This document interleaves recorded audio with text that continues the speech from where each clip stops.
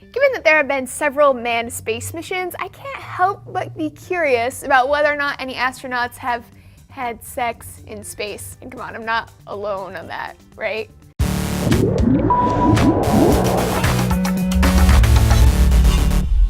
Hey everyone, I'm Lacey Green, and this is D News. The official word right now on whether or not anyone has had sex in space is no. You pervs, our astronauts are professional people. Which, okay, I get it, but it's kind of a bummer, right? Because I just feel like it would be so cool to hear about. I'm guessing it's just a matter of time before NASA addresses space sex though, especially as mission demands become longer and more intense. For instance, asking people to refrain from sexual activity for over a year is kind of a tall order for some. Astronauts might be professionals, but that doesn't mean that they're not human. There are lots of questions though about how sex could even happen given the whole no gravity thing. The most obvious challenge is that the slightest push or pull will send their partner flying across the craft. Makes things a little tricky. There are some solutions though, like strapping yourself down. It seems that in order to pull this off, the straps would have to be intentionally placed for the purpose of sexy times, because when else do astronauts need to be laying on top of each other? There's also the issue of blood flow. Without proper gravity, blood flows through the body differently, and speculation is that it would be much harder to achieve an erection. In fact, it could actually be impossible for some folks. NASA might already have information on this, what with all their observation and analysis of the human body in space, but they haven't said a peep about it.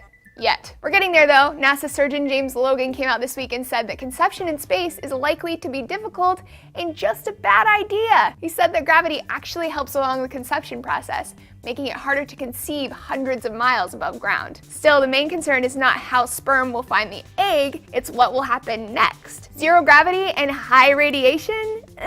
Not ideal conditions for a fertilized egg. High radiation causes mutations in your DNA, which is actually a broader issue that NASA has yet to solve for astronauts in long-term flight. Also interesting to me are the social aspects of having sex in flight. The astronauts are doing really exciting work, which tends to get people in the mood. They're also in close contact with each other around the clock, another thing that kind of brings people together. And yet, they have no privacy. There's also the potential for jealousy with team members pairing off and the consequences of a relationship or an interaction turning sour. What's painful in the regular world could be devastating when you're isolated and confined. Again, they may be professionals, but that doesn't mean that they're not human. Maybe this is why NASA prohibited married couples from going on the same mission together. While I do think sex in space is attractive, just from the sheer scientific cool factor, it does seem like one of those things that would be better in my 200-mile-high fantasies than in real life. The physical and social realities of sex in space are kind of complicated and maybe not all that glamorous. Let me know what you guys think of sex in space, namely if you think it's a good idea and if you would be down to try it. And I'll see you guys soon with more D News.